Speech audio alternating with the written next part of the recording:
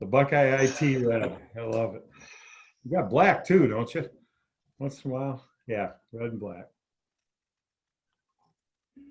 All I have is the white commissioner shirt, Stace. I'm gonna have to get a couple other. Get a spring order in. Yep, we'll do that. It's our uniform. It's the slippery slope, Tony. We got.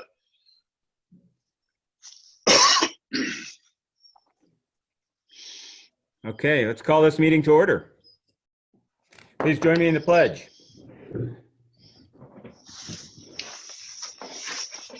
Pledge allegiance to the flag of the United States. To the flag of the United States of America, to the republic for which it stands, one nation under God. Indivisible, liberty and justice.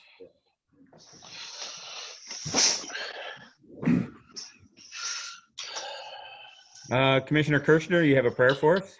Sure, let's bow our heads a moment here. Heavenly Father, we pray to have the eyes to see the best in people, a heart that forgives the worst, a mind that forgets the bad, and a soul that never loses faith in God. In a special way, we pray for all those who are tending to the sick and to the lonely, and those who are protecting our freedoms. In your name we pray. Amen. Amen. Thank you, Mike. Roll call. You muted yourself. Here. That was Jim. Commissioner Thomas, Here. Commissioner Paradiso, Here. Commissioner Kirschner. Here. All right. Minutes, I'll accept a motion to approve the digital audio video Zoom recording of the previous board session from Thursday, May 7th, 2020. So I also move. I'll second. Roll call. Commissioner Kirschner, Yes. Commissioner Paradiso, Yes. Commissioner Thomas. Yes. All right. We have a couple bid openings today and we have a guest. So I'm going to invite Mr. Roger Coons in. Tony, do you want to give a little bit of a background on this so that we can get him on with his day? And Sure.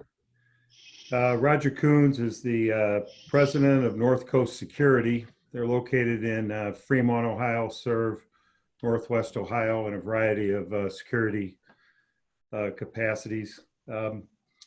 Recently, they installed we'll call it a thermometer where traffic could walk by, look at the thermometer, it'll take your temperature and you could walk in. They put a few of these in Terra Community College. I noticed the article in the paper, called him. We have a lot of mutual contacts, and so we ran this by the sheriff, several judges, elected officials, and Beth Schweitzer. I see you're on, Beth, from the health department. So we invited Roger to come in and basically give us an overview of this device and maybe take a few questions.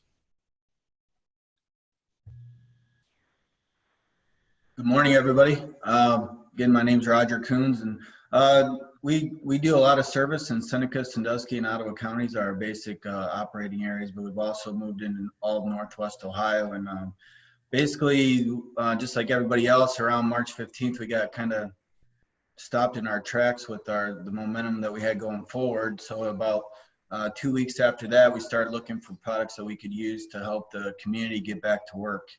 And knowing that a lot of manufacturing facilities and hospitals were, taking people's temperatures by going up and scanning their forehead and things of that nature, and not being able to, properly social distance and things of that nature, we found a product out there that, one of our big specialties is access control, which is, the fob systems and things of that nature. Well, we found a product that can work with access control, but it works very nicely as a standalone unit. And basically, you walk up, present your face, and it can take your temperature, and it can also detect whether or not you have a mask on. And I have one set up here in my shop, and try and arrange the camera here for everyone to be able to see it. So it's on a desktop mount right here, and just basically. Please adjust your position for temperature screening. Normal temperature. Just walk up, present your face, and then it tells your temperature right there. So it said I was 98.4. You can easily set the threshold.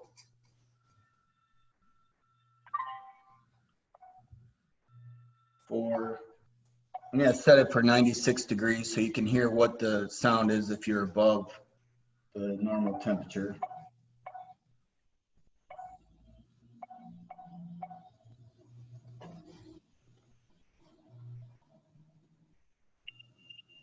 So it said I was 98.5 there, but it gave that beep. It didn't say the normal temperature. So the way that I've been suggesting, I'm gonna set it back to, so it does facial recognition, palm recognition, and you can also set a fingerprint to it. You don't have to utilize any of those features, but it's a pretty robust piece of equipment that you can, you know, I can see it having an awful lot of future use to it, but I don't know that that's necessarily a feature that most people are utilizing it right now. So I'll go back and set that temperature. When I've been setting the temperature threshold, I've been setting it at about 99.5. The reason for that being is 100.4 has been kind of the standard that everyone's set for, you know, having a fever and not allowing someone on a campus or in a building. So the way that I look at these things is that, you know, I have 3 young kids, and the rule of thumb has always been if we're using like one of those forehead temperature scanners or ear scanners and things of that nature, is that it's not a true core body temperature. It's about a degree off. So that's why I've set it to 99.5 opposed to going to the 100.4.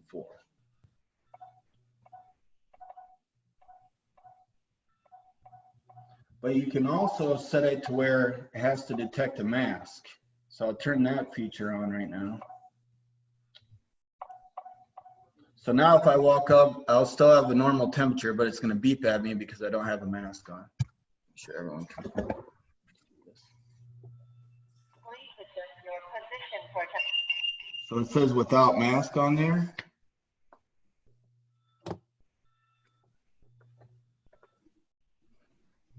Please adjust your position. Please adjust your position. Nope, I never reset Please adjust your position. I never reset the temperature. Change that quick.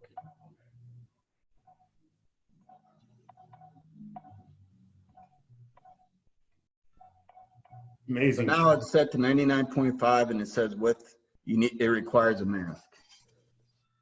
Please adjust your position for temperature screening. Please adjust your position for temperature screening. Normal temperature. So they're detecting me with a mask and my temperature at the same time. So, Hey, Roger, there's a question in the chat Sure. box. Can that take a temperature through glass or through a reception window? I wouldn't recommend that. Okay. I would have it out with the wherever the person whose temperature you want to take is. I noticed that glasses, if you have glasses on, sometimes it takes a little longer to read the temperature, or you have to take the glasses off in order to get the temperature taken. Sometimes ladies that have, you know, like a lot of hair around their bangs, and then they have a mask on, they have to like pull their hair up a little bit. Another thing that can make a difference in the temperature, and as a matter of fact, I've had like 2 mornings where I came in and it kept reading like in the high 99s, and I'm like, I feel fine. Well, so I live about 3 minutes from my office, so I ran home, took my temperature, said 98.2 or something like that. I'm like, what is causing that to happen? Well, I had my Bluetooth in my ear. So having the Bluetooth in your ear raises your temperature about a degree as well. And then my sister-in-law was trying to take a video to send to somebody, and when she put her phone in front of the thing, it also spiked the temperature. So that's something that you have to keep in mind, is that, you know, other electronics can kind of spike the temperature a little bit. Did that answer your question? Yeah. Yeah, I just want to add, I think that's a good question. If we're looking at your device on your desktop, the one I saw was on a pedestal. So what if you could vision a stand with this on it outside the glass, is kind of maybe an answer to the question as well. I can show you a stand really quick if you'd like to see one. Maybe if you have one right there. I'd tell you what. Okay.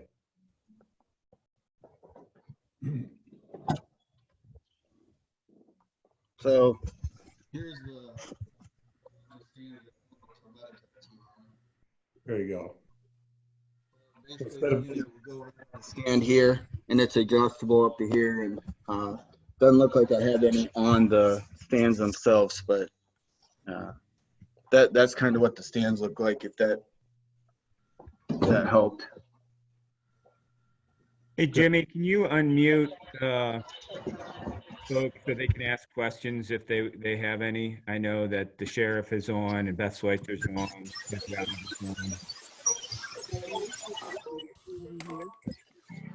So, Well, here's Commissioner Thomas, a couple of questions for me.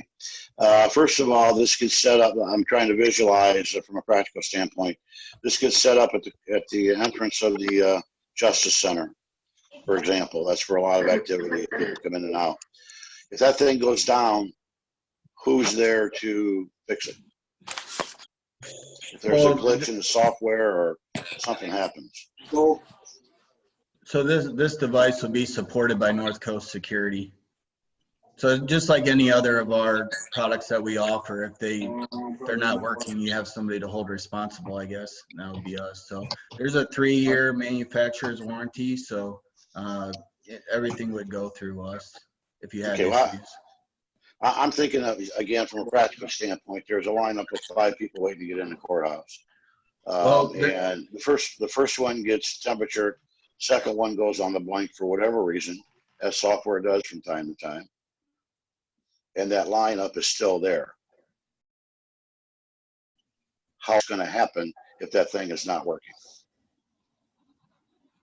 So there's 2 things to think about. One is what happens if you do have somebody with a temperature spike. That's something that, every organization has to come up with an operating procedure for.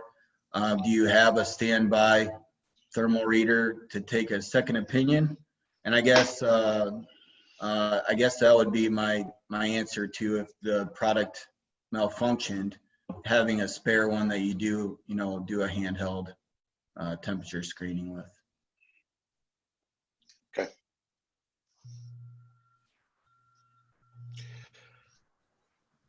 And the big question is, how much? So yesterday they were about $3,500 a piece, but I've been working aggressively with my wholesalers, and I've sold over 200 of them now. So I got a nice little price break. I haven't nailed down exactly what it is, but it's going to be closer to the $3,100 mark. Okay, and you had mentioned that it would have some functionality in the future, you thought. Give us an idea as to, after this crisis passes, what kind of uses can we make of this thing? So you see me put my palm up to it. So instead of having a fob that you'd have to present as a credential, you could use your palm. It also does facial recognition, and it does fingerprint recognition as well. So, in Northwest Ohio, those aren't things that, necessarily people are excited about being part of their day-to-day lives and stuff. So I don't know if that's a technology that'll want to be used in 2 years or not, but those are the functionalities. You can use it to unlock doors, and provide access similar to a fob would. The only thing I will caution you about with these is that they do need to be in a climate controlled area. So you can't put them on the exterior of a building, which is where the majority of fob readers are here in, Northwest Ohio.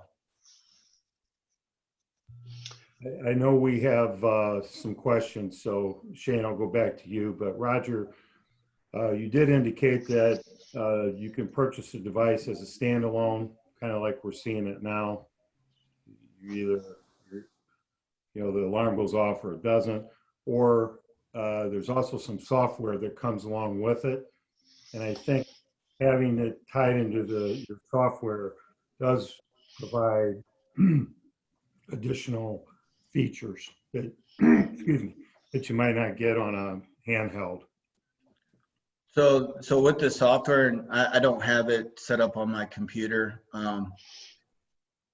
With the software, you could have it to where you could track. So if you read people into the system and so right now you'd be set up as a visitor, right? So everybody who walks up to it, all it does is take their temperature and it can detect whether they have a mask on it.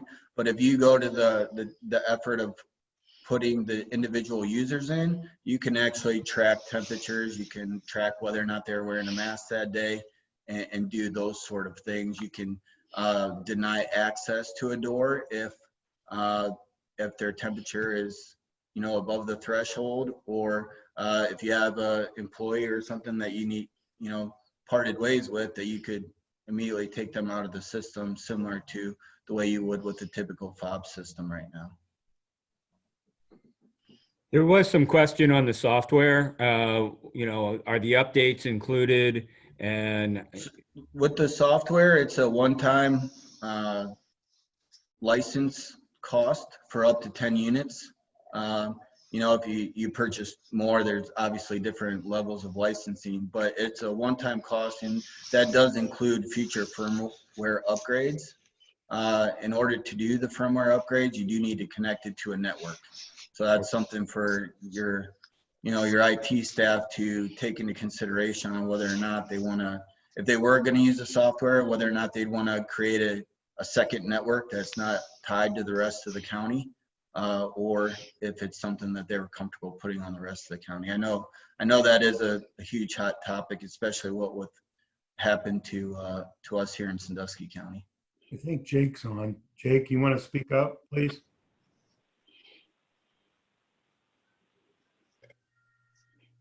there's a question. Go ahead, Jake. Oh, sorry. Yeah, so just a couple questions. Wi-Fi connectivity available, or does it require a hardwire connection? It base comes with a hardwire connection, but we've developed ways of making it Wi-Fi available for like a $50 little device you can add to it. Okay. And then, yes, separating it on a VLAN for security wouldn't be an issue, but if the device was placed out of hearing range of the security officer, so they would have a visual alert, is there software that can be loaded on the desktop so they see that green light, red light, and then they can be watching people as they're coming through metal detector and checking temperature? And because I doubt if there's a lot of people coming in, they're going to hear and recognize every person, yes or no on that little ding, if that's all they get. So it has the ability to be connected to a software, and it can give you real-time status of that person coming in the building. But also you can have it that if you've set them up as a user, and if Roger Coons comes in and has 100.8 temperature, it can send an email to whoever you'd like, so that way you could track them down and get a second opinion, or whatever your next course of action would be. Okay. Last question that I would have then, talking about the future features that it could have in the access control. Can this device integrate with other access control systems, such as that's already in place in a lot of our buildings? And we don't have to answer them all now, but like on documentation, if you have the rest on systems that it's compatible with, so we know if it would work with what's already there at the Justice Center or other locations. So the short answer is maybe. Okay. It has a Wiegand in and out, which is what most like HID readers, if you're familiar with, have. So basically you'd set the user up, and if you set it up for palm or facial recognition, you'd put in that same code that you would for an HID card, and that's how you would set it up. So I'm not promising that whatever the system is that you have in place at your different locations that it can, but the potential is certainly there that it could. But it's based around standards. It's not necessarily a proprietary signal or command. that Correct. you send them for. Yes, Okay, cool. that's correct. That takes care of me. Thank you very much, sir. No problem. We did have a question as to whether or not this thermometer is compliant with ASTM clinical thermometers. No, it is a tool to use to take, but it's not a medical device, and it has not been approved by the different medical. It was a good question and a good answer. All right. 07. Well, conversely, are the the scanner type temperature thermometers that you take 4 or 5 feet away, are they approved from a medical standpoint? I do not know the answer to that, but I can tell you just from, and maybe you're asking a question to somebody else. No, it's fine. Anybody can answer the question. I didn't know at what degree thermometers are approved. I mean, it's a great question. It's obviously technical and above my pay grade, but I just wondered what types of tools are approved by medical profession. Are the scanners that they're taking in doc offices and dentist offices, are those approved Ken Major's question. Ken Majors, under or the same one standard? of you guys jump in there and just. Yeah, I can answer that. The ones that we purchased for the squads are the forehead scan thermometers, and they are clinically approved by the Clinical Laboratory Investigation Association. Those are the guys that approve all of our medical equipment, from finger stick glucose monitors to tympanic membrane scanners to the forehead scan thermometers. But that's a medical specification that's set through ASTM standards and publications. Okay, you're getting into alphabet soup that I don't know about, but Yeah. we'll talk about scanners. How far away are you able to scan someone's temperature? Usually about an inch or so for You the have to be ones that that are close? commercially available. Yes, sir. Okay. Because I've been in a dentist's office and they're getting you 6 feet away. Yeah, they're probably not clinical thermometers, but they are used Okay, for trends. got it. Okay.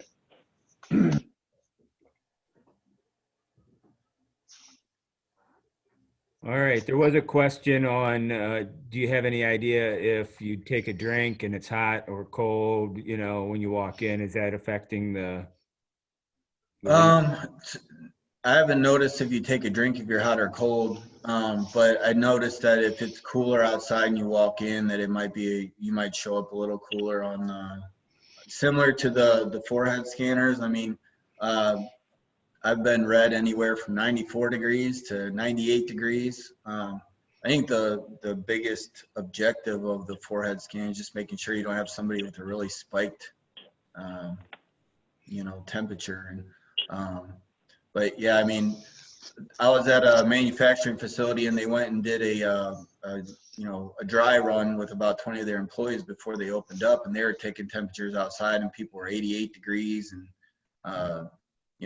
90 degrees. And then when they came inside and they stepped in front of this, they were 97. So they're maybe a degree lower than they normally are, but certainly taking someone's temperature inside is much more accurate than outside. And I don't know what it'll be like in the summer if people are sweating when they come in and stuff like that. I wish I had a better answer, but we just haven't had that kind of opportunity to test it out. Yeah, if we're looking at a pass-fail situation, we don't need the granularity. There's a question about who is the manufacturer of this product?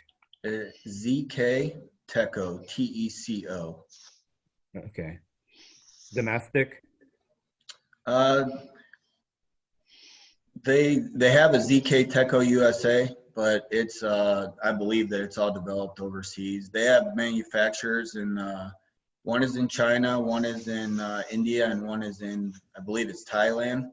And then the thermal technology comes out of Europe. Okay. And is there any upcharges beyond what the package is now, whether it's charting or something else?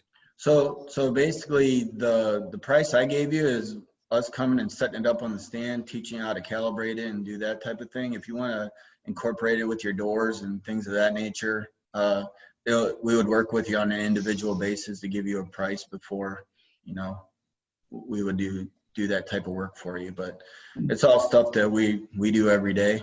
So that's just basically the starting point, I guess. But every door is a little bit different. So Yeah. I don't want to. Does that answer your question? Yeah. Is this a lithium battery, or is it charged plugged into the wall, or how's it? It's plugged into an outlet. Okay. So it's just as a matter of discussion here, if we entertain this further, where are we suggesting they should be set up? Or the most likely places that we would have them? How many buildings? I'll attempt to answer that, Mike. I think the next step is Sheriff Huron. I believe we're going to get a free look, a test. So North Coast will be bringing a device in to the Justice Center, I believe sometime, whenever you guys schedule it, maybe next week. I'll let the sheriff comment. Jake, who was on the call here, Roger, he's our IT guy. We'd like him, you and he and the sheriff to kind of work that at the Justice Center to see how it goes. But talking to Judge Meyer, they are, they're curious and very interested in looking at it. So I think let's go through the test. Let's answer all the questions. And then maybe we can have, a broader conversation if and where, other places might be interested in it. So that's kind of how I see it playing out for the county. Shane, I don't know. Sheriff, are you on? His microphone's muted, so he's listening. He's listening. It's not muted, Shane. It's unmuted. Okay. Sheriff, you want to make a comment? Is that how you see it? His microphone, I don't think, is working. He doesn't have a microphone where he's at today. Okay. Sorry. Roger, does that make sense? Yeah, no, and that is certainly something we've been doing is, I want you guys to see, taste, try, and use this product before I would sell it to you just because it's so new. We did that with ProMedica and Whirlpool and all the other bigger corporations that we've installed these at. Is I want you to make sure that it's something that'll work for your different type of, situation. So we have one right now down at Tiffin University. They're trying it out. I haven't touched base with them to get any feedback yet, but no, that's something that we've been offering up is to leave one with you for a couple of days. So that way you can try it out and, play with it and make sure that it, because it's not a cheap product. I understand that. But when I was first looking at thermal cameras, a month and a half ago, the ones like they're going to have at the airport and stuff are anywhere from like 13 to 20 grand. And I just I'm not going to sell very many of those in Northwest Ohio. So I just got on the lookout for, a less expensive item that I thought would be beneficial. So that's what I've come up with. Okay. Good. Well, from a practical standpoint, Commissioner Paradiso, in our original emergency authorization, we've authorized Stacy to expend money up to $50,000 or $100,000 for COVID expenses. If this proves to be something that we are interested in and the tests go well, then we would have authorization in place for her to move on this pretty rapidly. So we wouldn't have to wait till we meet, but we'll just have to see the benefit. Yeah, and let's just curious to see what the sheriff and the judges say and take, and let's give it a try. All right, good. Thank you very much for coming on, Roger. Yeah, no problem. If you have further questions, and like I said, I'll touch base with Bill, and we'll get that set up for early next week. And keep Jake, who was on the call. Okay. Jake would reach out to Roger, and the three of them kind of take it from there. Thank you. All right, no problem. If nobody else has anything else, I'll leave your meeting and you can talk about me behind my back. You got to get back to work. All right, thank you. Have a good day. Yeah. Okay, we have some bid openings. Dave, you want to, first bid opening, we have something for Job and Family Services. Yes. Let me go check out front, make sure there's no more. Nikki, we miss you at the front desk. I was there yesterday. Yeah, I know. Yes, she was. We rotate, but it's working out.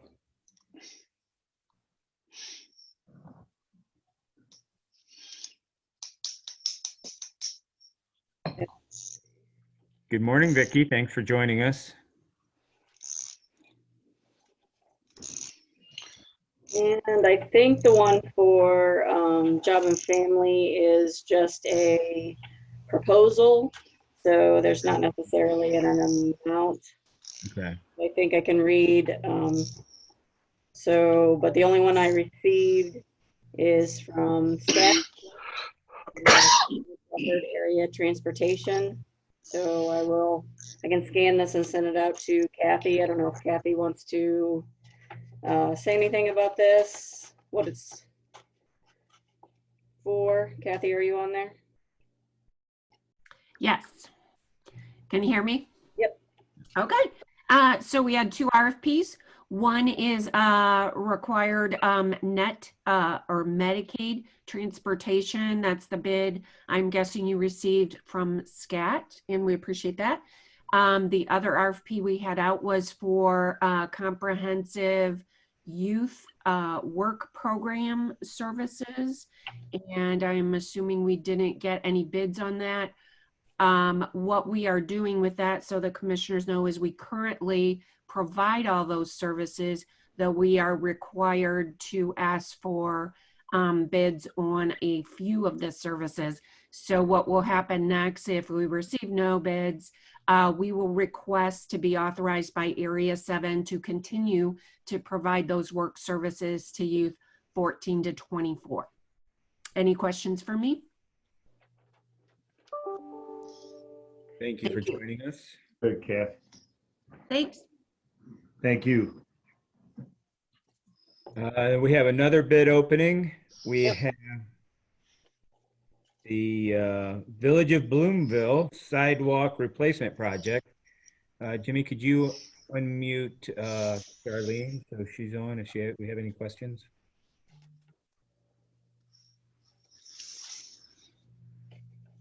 Good morning. Good morning, Charlene. Thanks for joining us. Pleasure to be here.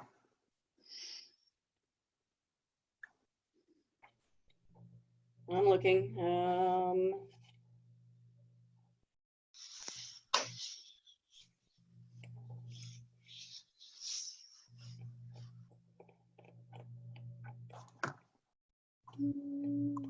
lot of pages. Charlene, you want to give us a little bit of a history of this just so everybody knows what we're opening? Yes, this is a bid for some sidewalks in the Village of Bloomville under the CDBG program year 2019 grant.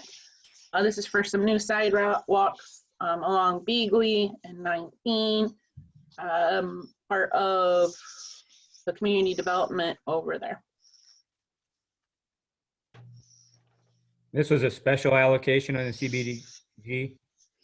Not a special allocation. We're always allocated funds from, well, typically we're allocated funds from CDBG in Seneca County. This is just one of the projects under the grant agreement. Okay, all right. We're not using county funds for this. Correct. Okay, the bid I have is from Smith Paving and Excavating out of Norwalk, Ohio. I'm not seeing an engineer's estimate. The bid amount is $53,500, 53500.00. Charlene, do you have an engineer's estimate on this? I do, but I don't have it handy. If I'm not in my virtual network, I'm on my laptop. If Jimmy could let unmute Kevin White. Kevin is the engineer from IBI Group. He might have that handy. Hi, I do not have it handy exactly. Let me sign into my computer and I can get it in just a couple seconds. Oh, wait, just found it. 56,230.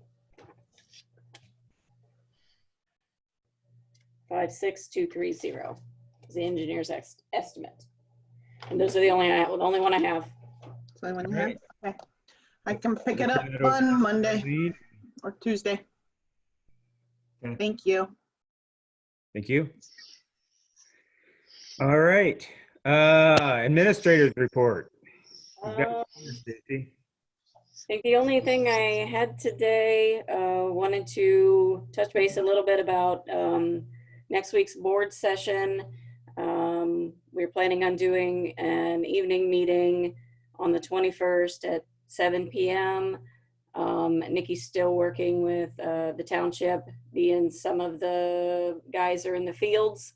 They may or may not be able to attend, but we'll still have our evening meeting. We are going to do a special session, a Tri-County ditch hearing at 9:20 that morning. We'll just go into session. I think it's going to be Wood, Sandusky, and I think Ottawa may be in there for one of the other ones. So they moved it up to 9:20 instead of 9:40. So At the meeting you won't want to miss. Riveting. last maybe 5 minutes. If it lasts 5, right? Right. So that's the meeting update, and did want to let you know that the museum cameras security is up and running, and I can see all the cameras on the computer. I can see it on my phone. It sends me an alert with movements.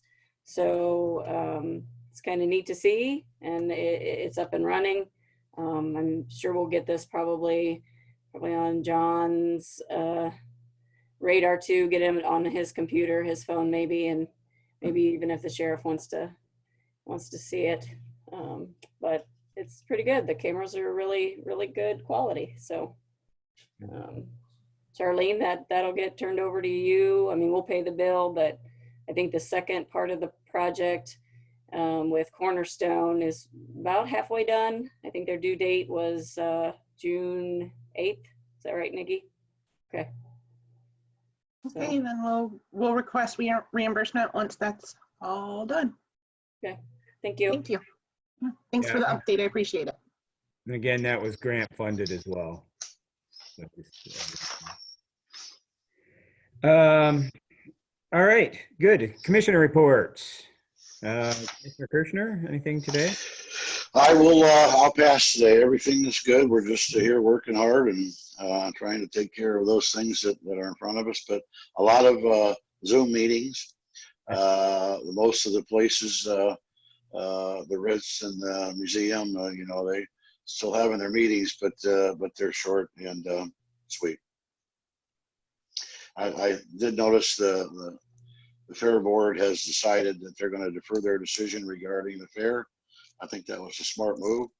Hopefully they'll come to some decision and we'll have some form of a fair sometime this summer. Commissioner Paradiso.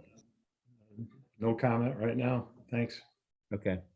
The only thing I wanted to mention is if you didn't notice, we lit the cupola blue for our law enforcement folks this past week, and it's just a beautiful color on the Justice Center. And of course, we appreciate all the work they do for us. We've got great law enforcement.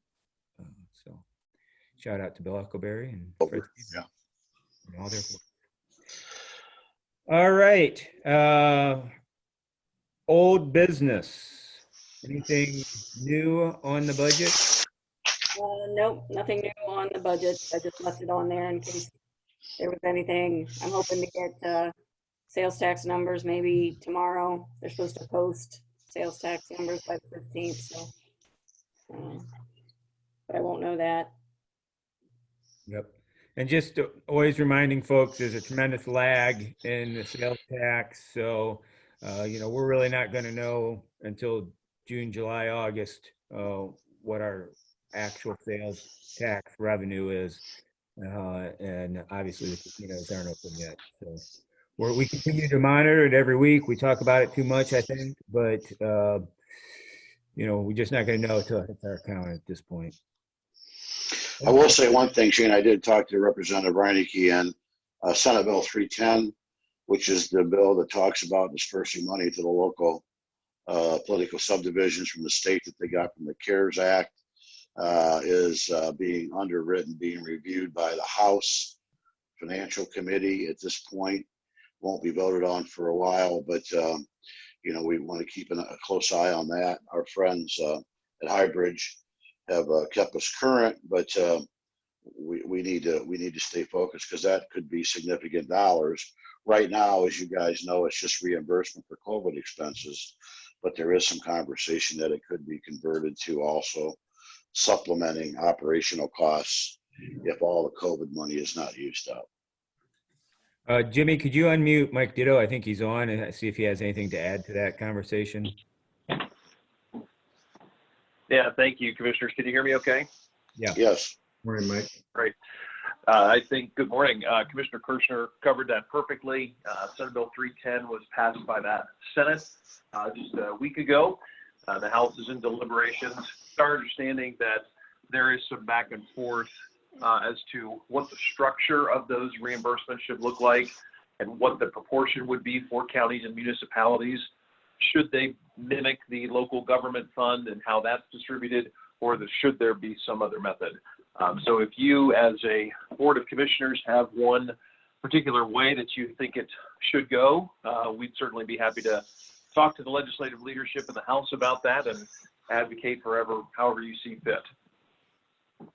Yeah, I thought Matt Dolan's strategy of allocating it by LGF formula made as much sense as anything at this point.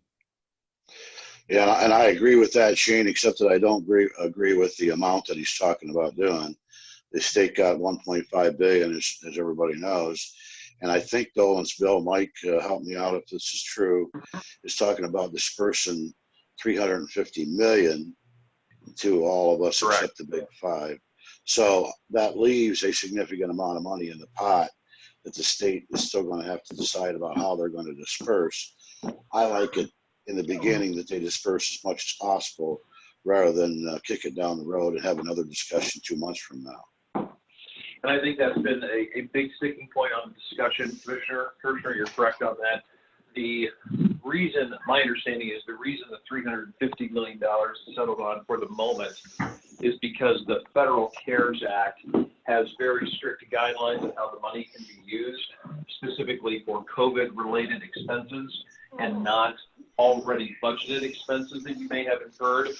So I think the legislature's thought is hold some of that money back, and if they can get language changed at the federal level to allow for budget shortfalls to be covered, then that money would be redistributed to the local governments without those tight restrictions. So you would have more flexibility. That's where I think they're headed right now. And we've had that specific conversation with Senator Portman and Senator Brown, so they know where we're at in Ohio. Perfect. That's great. Yeah, it's just that the local things progress.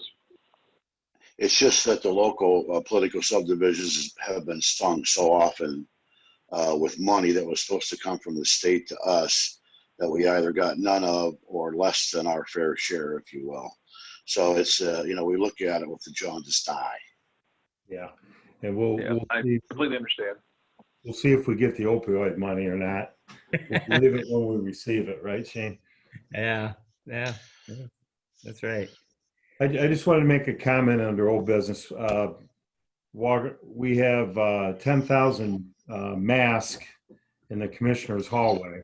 So, Stacy, good job. This is just for the public to know. Reinforcements have come in, and so we have plenty of the equipment now, right, to distribute amongst the county offices. So that's we have 300 or 10,000 masks and 5,000 gallons of alcohol, and not the good stuff. Sounds like Mardi Gras. Yeah. We're in good shape. That's why the door is going to happen, right? And I don't know if David Zach's on in old business, but we can say that to the end, Shane, about the mask, but Okay. that's all we got. All right, new business. I have a couple. I have a supplemental appropriations. This is at the request of Soil and Water Conservation, wanting to put 50,000 in their contract projects line, Dick's project. I have a supplemental appropriations to the reclaimed estate and warrants line. The auditor's office said there was a sheriff's sale, money was deposited, and there is now a request in on those funds. So we need to appropriate those and get those sent out. Again, it's for $9,176.25 into the reclaimed estates and warrants line. I have some advance repayments. I have a resolution authorizing a fund advance repayment from the Justice and Mental Health Collaboration Program Fund, an amount of $3,000 back to the general fund. I have a resolution authorizing a fund advance repayment from the Impaired Driver Enforcement Program Fund, in the amount of $10,000 back to the general fund. I have a resolution authorizing a fund advance repayment from the Selective Traffic Program Fund, amount of $5,000 back to the general fund. I have a fund advance repayment from the fiscal year Selective Traffic Program Fund, different account line, in the amount of $2,000 back to the general fund. And then I have a resolution authorizing a fund transfer be made to the general fund. This is to the IDEP. I just read that one. Driving Enforcement Program for $527.02. And then an additional transfer be made to the, this one's different, Drug Driving Enforcement Program Fund for $218.13. And I have another fund advance repayment from the Drug Driving Enforcement Program to the general fund for $423.35. And did I read this one already? The transfer from to the Selective Traffic Enforcement Fund for $239.61. Sheriff's Office is cleaning up a lot of their advances. They're getting their funds back. So that's what all these are for. I think that's all I have. Okay. I'll entertain a motion to approve the new business. So moved. Second. Okay, Mike. There, you got me off mute. I'm starting to get a complex, Jimmy. I'm the only commissioner on mute here. What's up with that? Sorry, Mike, your microphone is picking up a lot of feedback, so that's why I'm putting you on mute and then back on unmute. Sorry about that. That's okay. Thanks. Any discussion on the new business? The only question I had was on the reclaimed estates and warrants. The first, second one in the first group. Yeah. Is that delinquent real estate taxes? No. No, that's okay. That was just recovery of something other than taxes. Okay. Yeah. Okay, good. Because I knew delinquent real estate taxes were going to the land bank, and I just wanted to make sure. All right. There's an unclaimed estates. So sheriff had a sale back to our unclaimed estates. Okay. Way to look out for the land bank, Commissioner. Thanks. All right, roll call. Commissioner Kirschner, Yes. Commissioner Paradiso, Yes. Commissioner Thomas. Yes.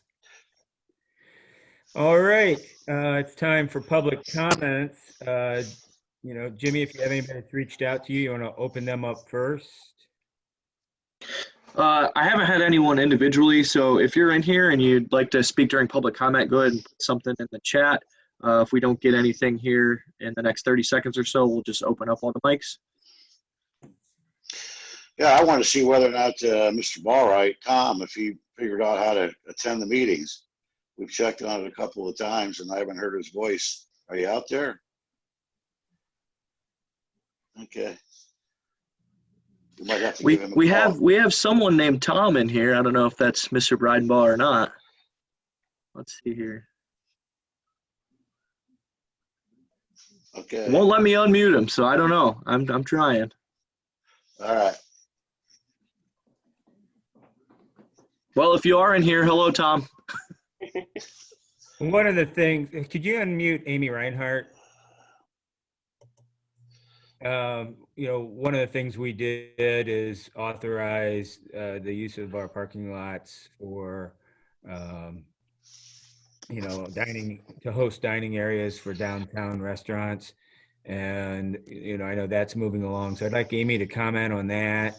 And we've also, I have personally, spoke as a proponent for the DORA and kind of give us an update on that to see what kind of lifeline we're offering local businesses here. Okay. Amy, everyone? Yes. Good morning. Can you hear me? Yeah. Okay, wonderful. Okay, so as far as the outdoor seating goes, we are trying to, I'm working with the city, Public Works, and Parks and Rec to determine best locations for all of the picnic tables that are over at the parks. We're bringing all those into the downtown.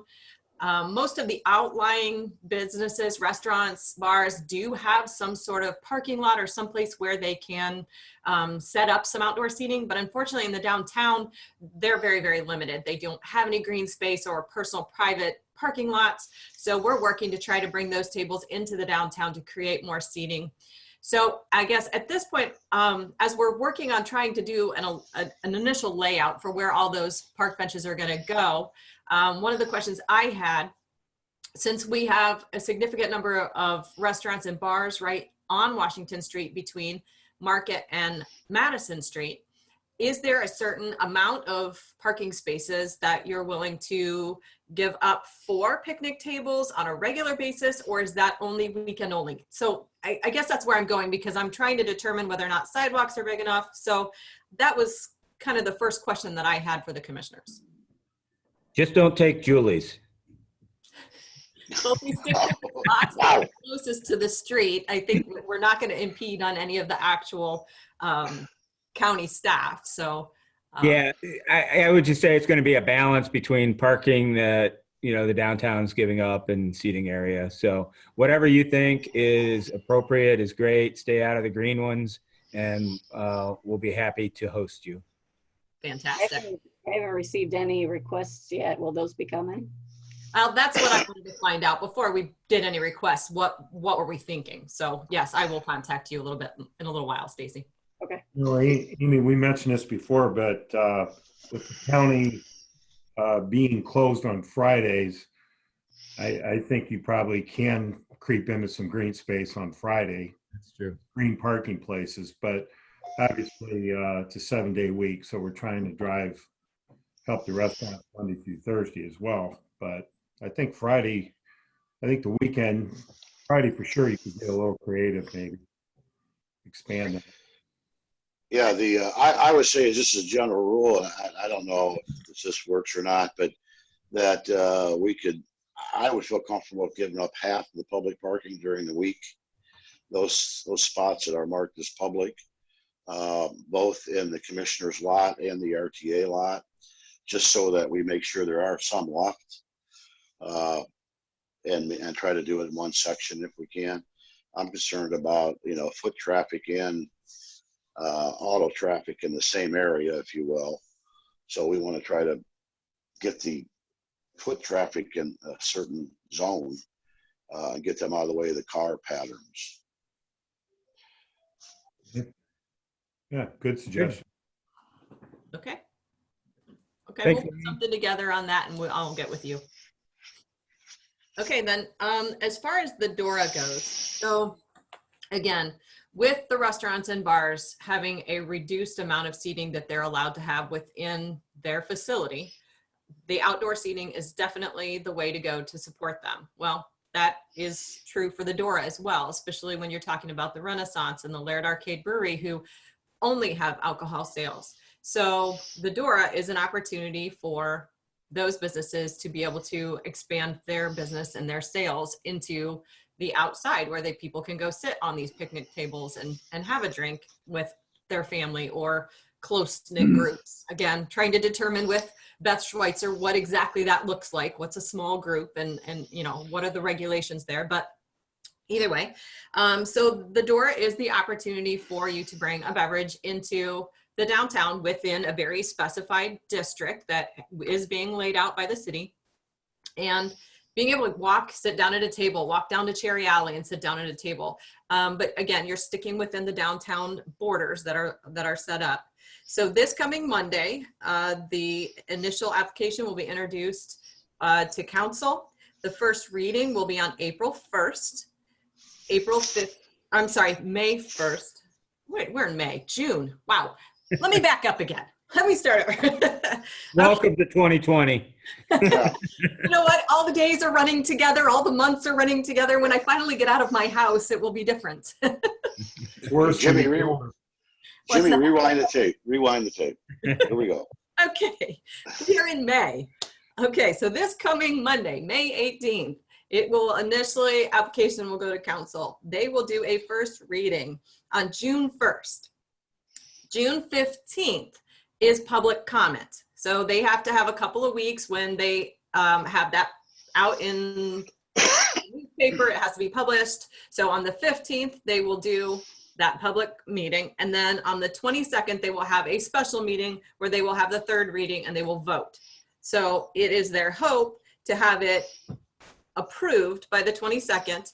And then as soon thereafter that we can get it implemented, they would like to have it implemented. So there are a number of steps that we have to go through for implementation. So it will probably take us just a couple of weeks to pull all of that together, but we are doing the back end work right now, trying to prepare signage and trying to get maps made and working on cups and whatever the training looks like for the liquor establishment. So again, we're pulling all of that together right now. But that's basically the timeline and what we're looking at. So does anybody have any questions or inquiries regarding that?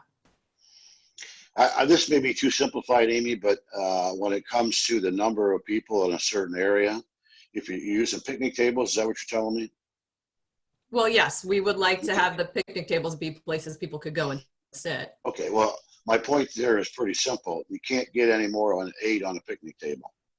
So if it's absolutely restricted from putting tables together, yeah, I think you resolve the problem just because you can't. Right. And right. I think that's easily policed, right?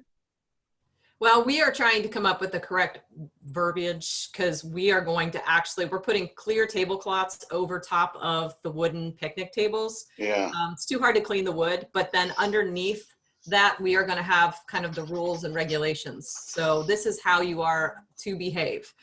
This is something that Beth Schweitzer is asking us to do. So again, I'm working with her to make sure the wording is how she would like to see it. Because initially we were going to say family groups had to stay together, but then it was, well, if we can gather in groups of 10 or less, if they came downtown in the same vehicle, then is that considered a party? And is that party then allowed to sit together? And so the rules, there have been so many questions, and what those regulations really look like are just a little unclear. So that's why we're going for clarification. Well, I would suggest simple and enforceable. Yep. And if somebody came downtown, 10 of them and all together, that had to be a clown car or something. All right. Stacy, did you want to talk about the shared work program, just so that that's on the record, that we have made progress on that with the auditor's office, their assistants? Yeah, I forgot that was under old business, just that, you know, if any departments are on the call now, and are interested in the Shared Works program, Tasha at the auditor's office is sent a application in. She's hoping to get approval hopefully by Sunday, I think she said, and we can add additional employees to that. From what guidance she had received, we can right now do it under the 20% reduction. We were a little concerned because different departments work different hours, but we still cut 20%, so that qualifies. So if any departments have reduced hours and are interested in this program, please contact Tasha, and she will help walk you through this. It's a really simple Excel spreadsheet that the state sent at her. So it seems to be an easy process, but nothing's ever easy in government. Yeah. Thank you. Thank you, Commissioner Kirschner, for not losing track of this, because this is another tool we can use. All right. Jimmy, do you have anybody else? I do not have anyone right now. Okay, so what we're going to do, we're going to open it up. There's going to be a cacophony of noise, but if anyone has something to say, just please go ahead and speak up, and we'll try not to speak over each other. But we want to make sure the opportunity is there if anyone has a public comment. Yeah, and one other note, like as I open these up, if you don't have anything to say, go ahead and mute yourself. That way we can limit some of the sounds. So, okay, I'm going to go ahead and open them up. Just let us know if you'd like to speak. We're getting better at this.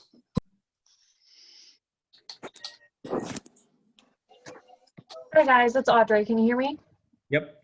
Yes. Hi there. Just wanted to give a brief update from TSEP. We are continuing to support businesses in any way possible, reaching out to all the businesses around the county and within the city. And I wanted to remind everyone, I think we've mentioned this here before, but every Wednesday at 10 a.m. we are hosting a meeting for any local business in Tiffin and Seneca County to come and jump on this call, and they can get peer support from other businesses. They can hear about resources from both TSEP and the chamber. We typically have Beth Schweitzer on, and we sometimes have representatives from the governor's office. We have Lou Cook on sometimes, and we're able to just, share resources, share information. Businesses can ask questions. We can help them, find resources and figure out how to comply with the new rules. It's just a really good opportunity for people to, again, kind of find that community with other businesses and get questions answered. And they can share ideas they have with us as well about how, how we can help them as, these organizations or as the city and county. So just wanted to invite everyone to join that. Again, it's 10 a.m. every Wednesday, and they can find out on the Facebook page of any of our organizations, the chamber, TSEP, our websites, really anywhere on any of our online platforms. And we also tonight, Amy could maybe speak to this as well, but tonight we are doing the Seneca County Auction of Firsts. And so we invited businesses to submit items such as, the first meal, first haircut, those type of things, first, service as we're opening back up.